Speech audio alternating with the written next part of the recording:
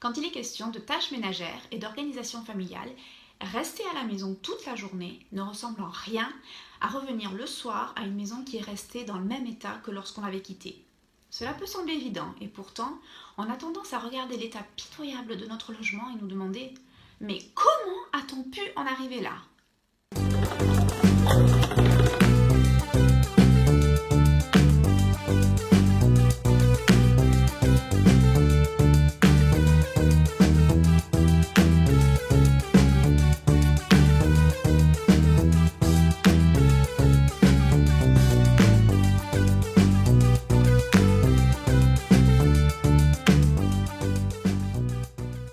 Dans cette vidéo, nous allons aborder le grand problème du rangement et du ménage, quand on est à la fois prof, cantinière et agent d'entretien.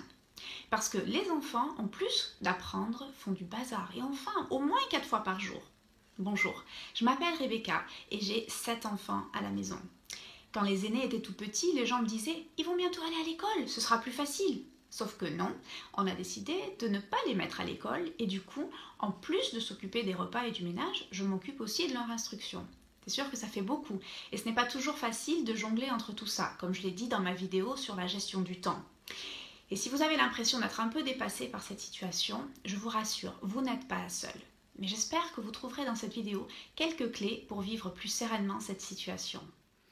La première chose qu'il faut comprendre, c'est que faire l'école à la maison, c'est inviter le bazar dans nos vies. Je ne dis pas cela pour être défaitiste, mais parce que je suis convaincue que si on ajuste nos attentes, comme je l'ai expliqué ici, on vivra beaucoup mieux cette situation. Soyons honnêtes, quand plusieurs personnes vivent tout le temps dans un même espace, ce qui est le cas avec le confinement, et d'autant plus quand plusieurs de ces personnes sont des enfants qui aiment explorer, fabriquer et jouer, il va y avoir un minimum de désordre et c'est normal. Il faut apprendre à l'accepter et à vivre avec, sinon on va être des parents grincheux et insupportables. L'ambiance que nous voulons avoir est une ambiance joyeuse et chaleureuse, pas des disputes incessantes parce que l'un a oublié de ranger ses chaussures et l'autre a fait des traces sur nos vitres. N'oublions pas que ce qui fait toute la différence, c'est notre attitude à nous et que les relations priment sur l'état de la maison.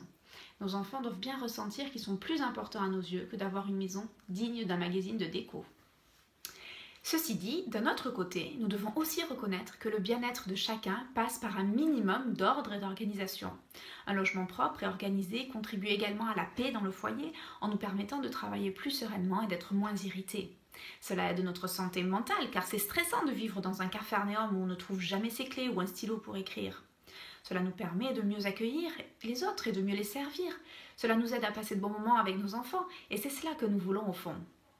Souvent, quand on parle d'école à la maison, on parle davantage de l'école. Mais nous ne devons pas oublier la maison dans tout cela. Je ferai une autre vidéo sur les manières d'aménager notre espace pour favoriser les apprentissages.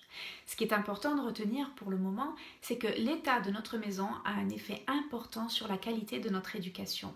Donc, entre accepter le bazar et maintenir un minimum d'organisation, il nous faut trouver le juste équilibre. Voici 4 clés pour nous aider. La première chose, c'est que nos enfants peuvent être mis à contribution. Je me souviens une fois, quand j'avais 5 enfants de moins de 9 ans, et malgré le fait que j'avais essayé de leur apprendre à ranger et à participer aux tâches ménagères, j'étais découragée parce que j'avais l'impression de ranger sans arrêt. Et puis, j'ai pris conscience de l'évident. Ils étaient 5! Et moi, j'étais toute seule avec eux toute la journée, mon mari étant parti au travail.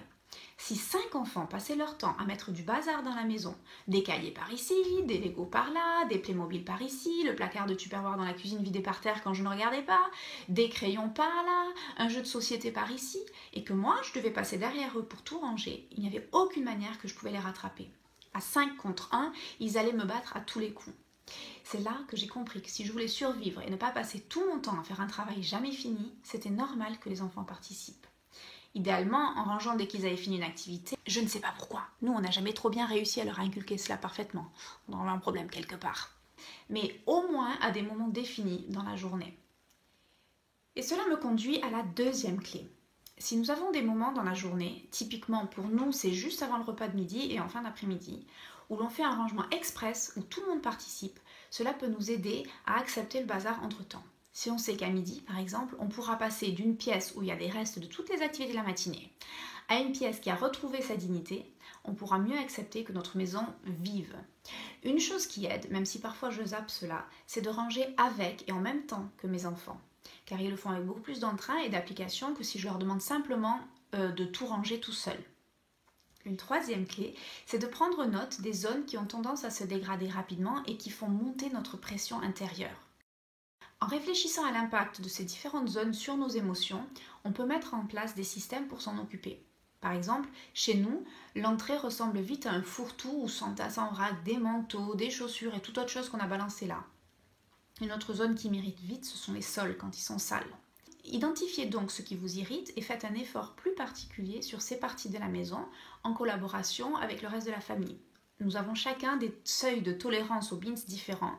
Même dans ma famille, certains sont naturellement plus ordonnés que d'autres. Donc à chacun de trouver ce qui convient le mieux à ceux qui vivent sous le même toit que nous. En ce qui concerne le ménage, c'est important d'avoir une routine en place. Et là aussi, on peut faire participer les enfants s'ils sont assez grands. Et s'ils sont tout petits, leur donner juste un chiffon ou une éponge pour nettoyer avec nous. Cela leur fera le plus grand plaisir, car c'est une tâche de grand. Et cela leur donnera l'habitude que si on vit ensemble, on participe tous au nettoyage. Pour les routines de ménage, il y a plein de méthodes. Celle de Fly Lady est particulièrement connue, mais on peut aussi trouver celle qui nous convient le mieux. Pendant longtemps, j'avais réparti parmi les enfants et moi-même les différentes tâches à faire quotidiennement et on les faisait après le petit déjeuner. Mais récemment, j'ai décidé que cela prenait trop de temps avant de commencer notre routine d'apprentissage, alors j'ai décidé de faire plutôt des séances 1 ou 2 fois par semaine où on nettoie à fond, une fois le samedi et une autre fois dans la semaine.